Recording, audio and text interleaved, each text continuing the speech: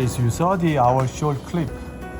Due to made the short clip because we made so many video previously in YouTube, and we published so many times about the processing, fast tuning, and denture setting. So you can take a look at my previous videos and you can get some idea. So we're trying to save your time, so we just let you know how we process for 14 karat.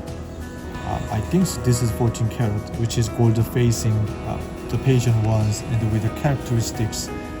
And then finally we finish the restoration from the wax try-in, which means the patient don't have any tooth, just like that, after extracted all those teeth from top and bottom.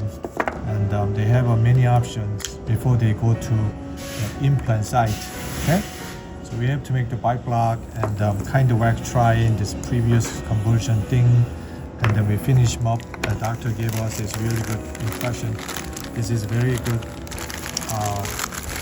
idea, which is they're using the custom tray, which is $45 from the lab, or dentists can make that. So make this good for patient's mouth, so then they can make a good impression. This is very imperative, which the doctor did it, and top and bottom.